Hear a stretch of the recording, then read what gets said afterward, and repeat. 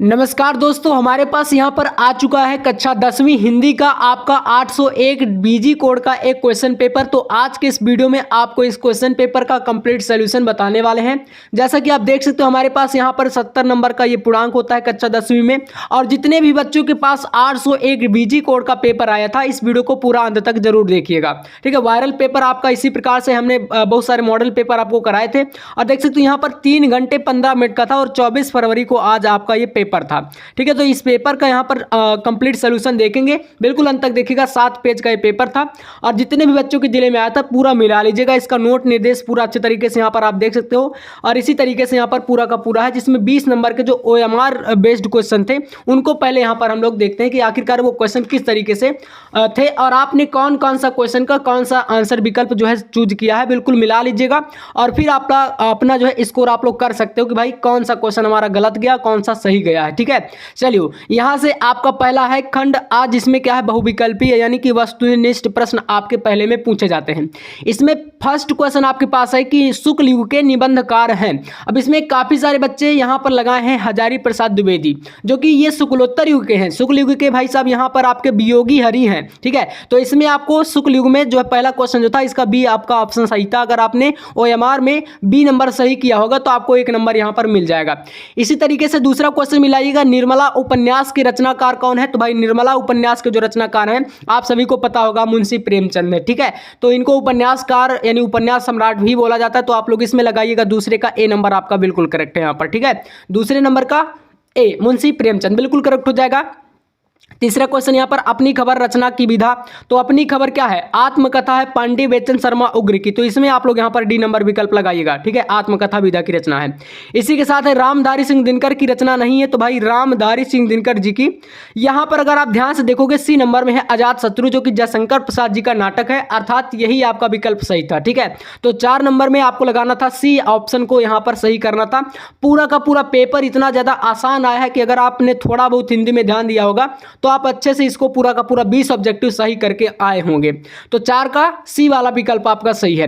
5वें क्वेश्चन में देखोगे तो यहाँ पर एक गुनाहों का देवता लेखक है। तो गुनाहों का देवता यहाँ पर क्या है, धर्मवीर भारती जी का है। ठीक है, तो यहाँ पर A नंबर 5 का A आपका विकल्प सही था। आपको बस इसमें ध्यान देना था, बाकी यहाँ पर आपके 3 ऑप्शन गलत हो जाएंगे, मतलब 1 नंबर आपको यहाँ पर मिलेगा अगर आपने 5 का A विकल्प चूज किया होगा तो। चलिए क्वेश्चन नंबर 6 आपके पास कह रहा है कि निम्नलिखित कवियों में से किस कवि को राष्ट्र कवि का सम्मान मिला है।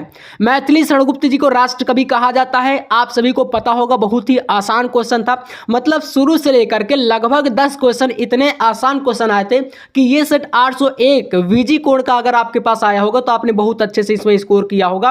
पूरा का पूरा 20 नंबर आपने सही किया होगा। यहां से आप देखोगे तो 6 का आपका यहाँ पर B नंबर सही था, इसको आपको चूज करना था। इसके बाद 7वां क्वेश्चन आपके पास यहाँ पर रामचंद्रिका की रचनाकार कौन हो। तो भाई आपको पता है केशव दास जी की, यानी कि जो रीति काल के कवि हैं केशव दास जी का यहाँ पर हो जाएगा आपका रामचंद्रिका और 1 नंबर यहाँ पर आपको मिल गया होगा। ठीक है, इस तरीके से करना था। इसी के साथ आओगे तो यहाँ पर 8वां प्रश्न आपके पास है, घनानंद किस काल के कवि हैं। तो घनानंद आपके हो जाएंगे रीति काल में। ठीक है, क्योंकि यहाँ पर आधुनिक काल में हो ही नहीं सकता, आदि काल में आपके नहीं हो सकते, भक्ति काल के भी नहीं। तो यहाँ पर आपको रीति काल में लगाना था, यानी कि 8 का आपका B नंबर का विकल्प सही था। ठीक है, तो 8 में आपको कौन सा चूज करना था, ऑप्शन B को। चलो इसके बाद मिलाइएगा 9वां क्वेश्चन, छायावादी काव्य की प्रमुख विशेषता कौन सी है। तो भाई छायावाद में प्रकृति का उद्दीपन वर्णन किया गया है, प्रकृति का मानवीकरण है, अर्थात 9 का आपका राइट आंसर हो जाएगा ऑप्शन नंबर A, जो कि क्या है, प्रकृति का मानवीयकरण है ना। तो 9 का A ऑप्शन आपका सही था, आपको इसको चूज करना था। इसके बाद देखिएगा 10वां प्रश्न आपके पास है, कह रहा है कि तार सप्तक के 7 कवियों को किसने राहों का अन्वेषी कहा है। तो यहां पर आप सभी को पता होगा अज्ञेय जी ने। ठीक है, 10 का आपको पहला ऑप्शन चूज करना था, यहां पर आपका यही बिल्कुल राइट आंसर हो जाएगा। 11 नंबर क्वेश्चन आपके पास यहाँ पर करुण रस का स्थायी भाव क्या है। तो भाई करुण रस का आपका शोक होता है, आप सभी को पता होगा, है ना। तो इस तरीके से आप लोग कर सकते हो। बाकी रति आपका श्रृंगार रस में होता है, उत्साह आपका वीर रस के लिए होता है, और भय आपका किसी डर वगैरह की बात आ जाती है। तो आप लोग इसमें अच्छे से समझ सकते हो। यहाँ पर करुण मतलब शोक, दुख की अवस्था में ही ये होता है। तो इसका आपका 11 का हो जाएगा ऑप्शन नंबर D बिल्कुल यहाँ पर करेक्ट। 12 नंबर क्वेश्चन आपके पास है, भूरे बालों की सी कर्तन छिपा नहीं उसका छोटापन। कह रहा है उपर्युक्त पंक्तियों में प्रयुक्त अलंकार कौन सा है। तो इसमें आपको 12 में लगाना था ऑप्शन नंबर B में। ये जो आपकी लाइन दी गई है, भूरे बालों की सी कर्तन छिपा नहीं उसका छोटापन, ये उपमा अलंकार है इस लाइन में। ठीक है, तो यहाँ पर राइट आंसर 12 का आपका हो जाएगा बी नंबर का विकल्प। चलिए नेक्स्ट क्वेश्चन पे आते हैं। इस प्रकार से यहाँ पर प्रश्न दिया गया था 13 नंबर, छंद पढ़ते समय आने वाले विराम को क्या कहते हैं? तो इसको बोलते हैं हम लोग यति बोलते हैं। क्या बोलते हैं? यति बोलते हैं। ठीक है, तो इस तरीके से आप लोग यहाँ पर इसमें लगाइएगा। इसमें 13 का आपका हो जाएगा डी। इसके बाद देखिए 14 यहाँ पर है अभ्यास। अभ्यास शब्द में किस उपसर्ग का प्रयोग किया गया? तो यहाँ पर हो जाएगा इसका अभ्यास। अब देखो इसमें आपको डाउट हुआ होगा क्योंकि आप इसको तो भाई गलत ही कर दोगे, इसको भी कर दोगे, है ना। अब यहाँ पर अभी है और अब है, तो जिसमें आपको बी नंबर को लगाना था, ठीक है, इसमें आपका बी वाला सही हो जाएगा। यानी अभी जो है ये अभ्यास शब्द का क्या है? उपसर्ग है। उपसर्ग हमेशा पहले यूज होते हैं और प्रत्यय बाद में। चलिए पंचतंत्र में कौन सा समास है? संख्यावाची है, आप लोग इसमें द्विगु समास लगाइएगा, है ना, लगाइएगा। क्या आप लोग लगा के आए होंगे अगर, तो 15 में आपका डी अगर आपने लगाया होगा तो 1 नंबर यहां पर आपको पूरा मिलेगा। ऐसे ही आप देखोगे तो भाई दिनकर, दिवाकर, भास्कर ये सब किसकी पर्यायवाची होती हैं? तो आप सभी को पता है सूर्य को कहा जाता है। ठीक है, यानी कि सूर्य की पर्यायवाची होती है दिनकर, भानु, भास्कर, दिवाकर, है ना। तो ये सब आपको लगाना था इसमें 16 के ए नंबर में, यानी कि सूर्य की पर्यायवाची है। 17 नंबर में देखोगे तो भाई यहां पर है युवाम शब्द में कौन सी विभक्ति एवं वचन है? तो देखो इसमें आपका वचन की बात करें तो यहां पर हो जाएगा द्विवचन, और विभक्ति की बात करते हैं तो प्रथम विभक्ति है इसमें। ठीक है, तो यानी कि आपका 17 का ऑप्शन नंबर जो बी है वो बिल्कुल करेक्ट था। 17 में आपको बी नंबर को लगाना था। ठीक है, ओएमआर में इसको बी नंबर को काला करना था।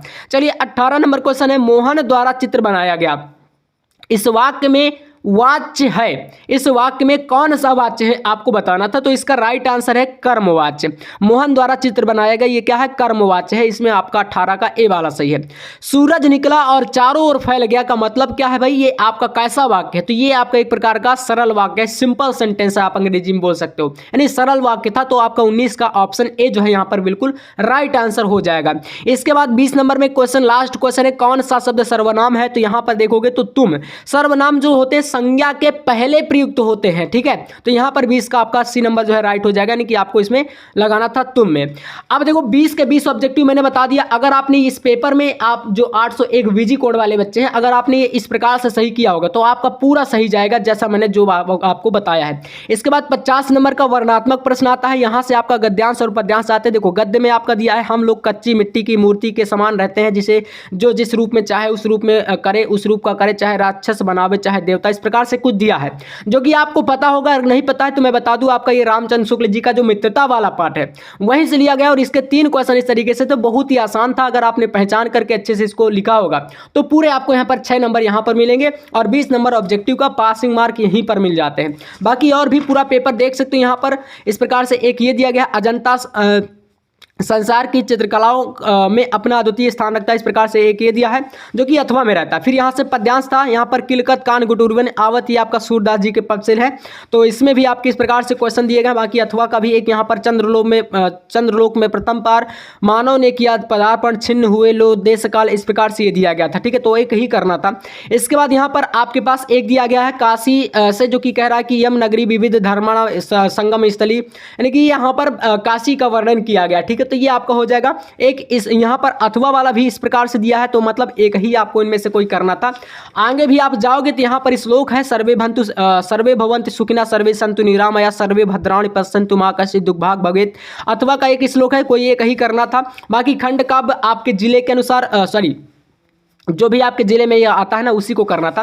जीवन परिचय पूरे के पूरे मिले हैं, देख सकते हो, जयशंकर प्रसाद, राजेंद्र प्रसादी और रामधारी सिंह दिनकर कवियों में कोई ये करना था। तुलसीदास यहाँ पर हो गए, मैथिली संगीत, महादेव वर्मा, बहुत ही आसान से जीवन परिचय आए हैं। फिर यहाँ से आपको एक संस्कृत खंड से कोई श्लोक लिखना था, और एक आवेदन पत्र सफाई से रिलेटेड लिखना था। बाकी संस्कृत के क्वेश्चन हो गए इधर, और एक आपको निबंध लिखना था। इस तरीके से पूरा का पूरा पेपर था, और बहुत ही आसान ये पेपर था। अगर आपने इसमें अच्छे तरीके से तैयारी की होगी तो आराम से आप लोग 70 में यहाँ पर 50 से 60 65 नंबर आराम से स्कोर कर सकते हो। तो कैसा गया कमेंट में बताना, ये सेट आपके पास आया था या नहीं। और चैनल पर नए तो सब्सक्राइब कर लीजिएगा, ताकि आपको सारे इंपॉर्टेंट क्वेश्चन यहाँ पर मिलते रहे अदर सब्जेक्ट से रिलेटेड। मिलते हैं नेक्स्ट वीडियो में नेक्स्ट टॉपिक के साथ, तब तक के लिए जय हिंद, वंदे मातरम।